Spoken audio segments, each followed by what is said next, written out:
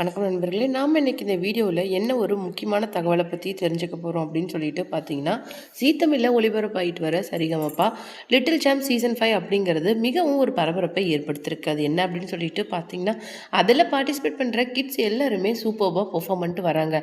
அதில் அபிஷேகா அப்படிங்கிற ஒரு குழந்தை பாடின விஷயங்கள் மட்டும்தான் இப்போ வைரலாக போயிட்டுருக்கு. அது என்ன அப்படின்னு சொல்லிட்டு பார்த்தீங்கன்னா, 8 வயசு கூட இருக்காது. ஆனால் அந்த குழந்தை பாடின பாட்டு அப்படிங்கிறது நிறைய சிங்கர் செலிபிரிட்டிஸை தான் பக்கம் இழுத்துருக்குது. அது மட்டும் கிடையாது, நிறைய செலிபிரிட்டிஸ் வந்து இன்னைக்கு அபிஷேகாவோட அந்த பாட்டை ரொம்பவும் பிரமிச்சு பேசிட்டு வராங்க. அது மட்டும் கிடையாது, இப்போ ரீசெண்டாக வந்து நிறைய பேர் வந்து அவங்களுக்கு லைஃப் டைம் ஆப்பர்ச்சுனிட்டிஸை எடுத்து கொடுத்துருக்காங்க. அதில் ஒருத்தர் தான் நம்ம விஜய் ஆண்டனி சார் மற்றும் தனுஷ் சார். அது மட்டும் இல்லாமல் பாண்டியராஜன் சார், சுகன்யா மேம் அப்படின்னு சொல்லிட்டு கெஸ்ட்டாக வந்த எல்லாருமே யாருமே எதிர்பார்க்காத விதமாக அந்த பெர்ஃபார்மன்ஸுக்கு கோல்டன் கிஃப்ட்டை வந்து கொடுத்துருக்குறாங்க. அது மட்டும் கிடையாது, ரீசெண்டாக ஸ்ரீனிவாஸ் சாராக இருக்கட்டும், சைந்தவி மாமா இருக்கட்டும், அபிஷேகாவுக்கும் நிறைய கிஃப்ட்ஸை அள்ளி கொடுத்துட்டு வராங்க.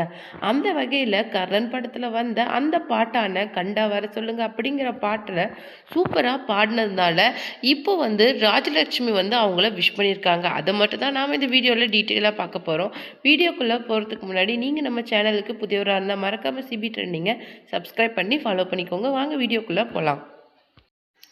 விஜய் டிவியில் ஒளிபரப்பாகி வர சூப்பர் சிங்கர் மூலமாக ஃபேமஸ் ஆனவங்க தான் நம்ம ராஜலட்சுமி மற்றும் செந்தில் தம்பதி அப்படின்னு சொல்லிட்டு நமக்கு நல்லாவே தெரியும்.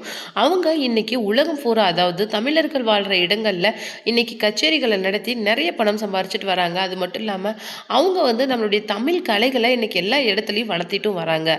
அது முக்கியமாக அவங்க வந்து நிறைய இன்றைக்கி கலைஞர்களுக்கு இன்றைக்கி வாய்ப்பையும் வழங்கிட்டு வராங்க அப்படின்னு சொல்லிட்டு இன்றைக்கி செந்தில் ராஜலட்சுமி தன்னுடைய அந்த பங்கை பண்ணிட்டு வராங்க. அது மட்டும் இல்லாமல் அவங்க விஜய் டிவியில் ஒளிபரப்பாகி வர சூப்பர் சிங்கர் மூலமாக தான் இந்த நிலைமைக்கு வந்தாங்க அப்படிங்கிறது நமக்கு நல்லாவே தெரியும். அது மட்டும் இல்லாமல் இப்போ ரீசெண்டாக மார்ச் 7 வந்து மகளிர் தின விழா வந்து ரொம்ப கோலாகலமாக தாவேகா சார்பில் ஏற்பாடு பண்ணியிருந்தது. அந்த இதில் வந்து தாவேகா தலைவர் விஜய் புகழ்ந்து அவங்க 2 பேரும் பாடின பாட்டு செம்ம வைரலாக போச்சு. அந்த பாடலுக்கு ஏகப்பட்ட வரவேற்பு பெற்றதை அடுத்து அவங்க என்ன பண்ணியிருக்காங்க அப்படின்னு சொல்லிட்டு பார்த்தீங்கன்னா,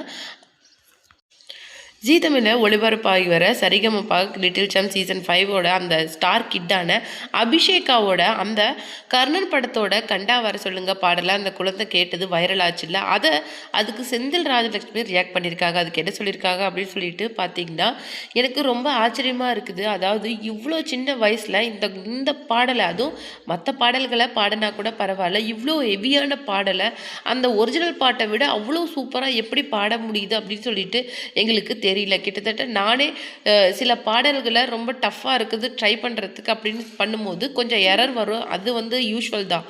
ஆனால் இந்த குழந்தை பாட்டில் நான் அந்த ஒரு தடவை கேட்டு எனக்கு ரொம்பவும் சந்தோஷமாக இருக்குது. அந்த பாடலை கேட்கும் போதே உண்மையிலேயே அந்த பாடலில் நான் ஜீவன் இருக்கிறத உணர்ந்தேன்.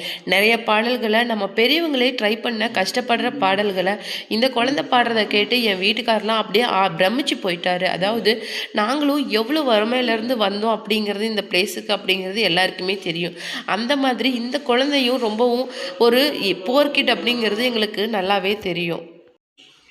அந்த வகையில் ரொம்ப ஒரு ஏழ்மையான குடும்பத்திலேருந்து வந்து இவ்வளோ சூப்பர்பாக ஒரு ஸ்டேஜில் இப்போ ரியாலிட்டி ஷோவில் பெர்ஃபார்ம் பண்ணுறது அப்படிங்கிறது சாதாரண விஷயம் கிடையாது. முன்னே அவங்களுடைய அப்பா அம்மாவுக்கு தான் நாங்கள் நன்றி சொல்லணும். அதாவது இந்த மாதிரி ஒரு குழந்தைய பெற்று வளர்த்துறது அப்படிங்கிறது சாதாரண விஷயம் கிடையாது. இன்றைக்கி இந்த ரியாலிட்டி ஷோ வரைக்கும் அவங்கள கைட் பண்ணி கூட்டிகிட்டு வர்றது அப்படிங்கிறதும் சாதாரண விஷயம் கிடையாது. அந்த வகையில் அபிஷேகாவோட பேரண்ட்ஸை பார்த்தா தான் எனக்கு இன்னும் ரொம்ப சந்தோஷமாக இருக்குது.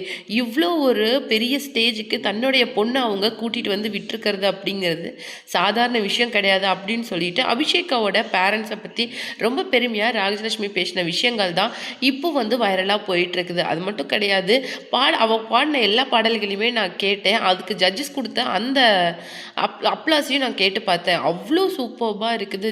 ஜட்ஜ் ஸ்ரீனிவாஸ் சொன்னது ரொம்ப உண்மை.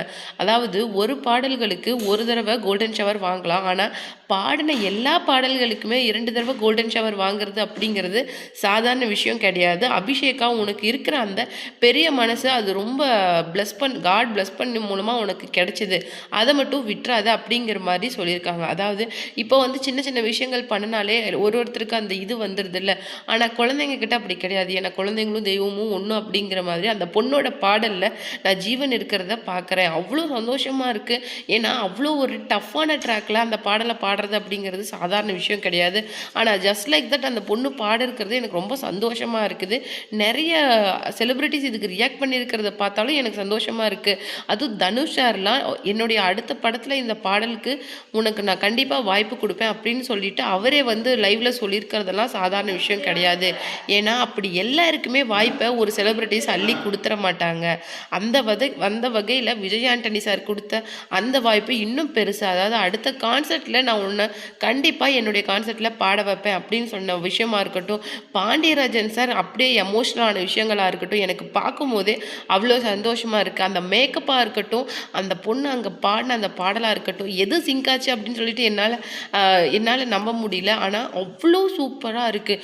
அந்த உயிர் நாதம் அப்படிங்கிறது அந்த பொண்ணோட பாட்டில் அவ்வளோ சூப்பராக இருக்குது. அது மட்டும் இல்லாமல் நான் டைட்டில் வின்னராக இருப்பாங்க, அதுக்காக கார்னர் பண்ணுறாங்க அப்படிங்கிற விஷயம்லாம் தாண்டி டேலண்ட் அப்படிங்கிறது அந்த பொண்ணோட அந்த பாட்டில் இருக்குது. ஸோ அவங்க எங்கே வச்சாலுமே அவங்க முளைச்சி வந்துடுவாங்க அப்படின்னு சொல்லிட்டு நான் சொல்கிறேன் அப்படின்னு சொல்லிட்டு எமோஷ்னலாக அபிஷேகா பாடின பாடல்களை பற்றி ராஜலட்சுமி பேசின விஷயங்கள் தான் இன்றைக்கி சோஷியல் மீடியாவில் மிகவும் வைரலாக போயிட்டுருக்குது.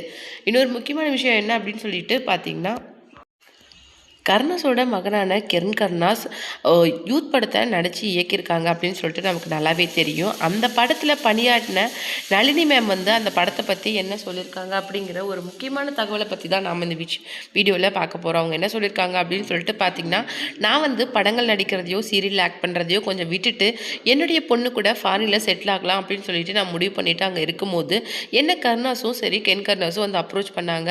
மேம் வந்து எனக்கு ஒரு ரோல் இருக்குது, அதை நீங்கள் தான் பண்ணணும், ஏன்னா நான் உங்களை மைண்டில் வச்சுக்கிட்டு தான் மேம் அந்த ரோலையே எழுதியிருக்கேன் அப்படிங்கிற மாதிரி சொன்னால், இல்லை கருணாஸ் நான் வந்து படங்கள்லாம் நடிக்கிறது இல்லை, நான் வந்து பொண்ணு கூட இங்கே செட்டில் ஆகலான்னு முடிவு பண்ணிட்டேன் அப்படிங்கிற மாதிரி நான் சொன்னேன். பட் அவங்க நீங்கள் தான் நடிச்சு ஆகணும் அப்படின்னு சொல்லிட்டு கென் ரொம்ப அடம் பிடிச்சான். அப்படின்னு சொல்லிட்டு நான் அந்த ரோலை அக்செப்ட் பண்ணிக்கிட்டு நான் அந்த படத்தில் கமிட் ஆனேன். ஆனால் கமிட் ஆனதுக்கு அப்புறமேலு தான் எனக்கு தெரியும் இது வந்து நடித்து இயக்கிறதே இந்த சின்ன பசங்க தான் அப்படின்னு சொல்லிட்டு. பட் ஆனால் அவங்களுடைய ஹார்ட் ஒர்க் அப்படிங்கிறது எனக்கு நாளுக்கு நாள் ரொம்ப பிடிச்சிருந்தது. அது மட்டும் கிடையாது, ஒரு விஷயத்தில் குழந்தைங்க கான்சன்ட்ரேட் பண்ண ஆரம்பிச்சிட்டா அதனுடைய விபரீதமான விளைவு எப்படி இருக்கும் அப்படிங்கிறத இந்த படத்து மூலமாக நான் தெரிஞ்சுக்கிட்டேன். அதாவது 6:00 6:30 அதுக்கு மேலே நான் வந்து அதிகபட்சம் செட்டில் எப்போவுமே இருந்தது கிடையாது. அது சீரியல் ஷூட் ஆகட்டும் இல்லை மூவி ஷூட் ஆகட்டும் நான் கிளம்பிடுவேன். ஆனால் கருணாஸ்க்காக நான் வந்து கிட்டத்தட்ட ஒரு 10:00 ஸ்பெண்ட் பண்ணி ஒரு சீனை நடித்து கொடுத்தது நினச்சா எனக்கு ரொம்ப சந்தோஷமாக இருக்குது. அவனுடைய உழைப்பு எந்த அளவுக்கு இந்த படத்தில் இருக்குது அப்படிங்கிறது எல்லாரை விட எனக்கு ரொம்ப நல்லா தெரியும். ஏன்னா என்னை அப்ரோச் பண்ண விதம், என்னை வந்து அடம் பிடிச்சி அந்த கேரக்டரில் அவன் நடிக்க வைக்கணும் அப்படின்னு கேட்டுக்கிட்ட அந்த இது எனக்கு ரொம்ப சந்தோஷமாக இருக்குது. நான் உங்களை மட்டும்தான் ஆண்டி மைண்டில் வச்சுக்கிட்டு அந்த ரோல் எழுதினேன், நீங்கள் தான் அதில் நடிக்கணும் அப்படின்னு சொல்லிட்டு அவன் கேட்டது எனக்கு ரொம்ப சந்தோஷமாக இருந்தது. அந்த மாதிரியே அவன் நினச்ச மாதிரியே இந்த அவுட்புட் அப்படிங்கிறது ரொம்ப மேசிவாக வந்திருக்குது அப்படிங்கிற மாதிரி நளினி மேம் வந்து கென் கருணாஸோட மூவியான யூத்தை ரொம்ப பெருமையாக பேசியிருந்தாங்க.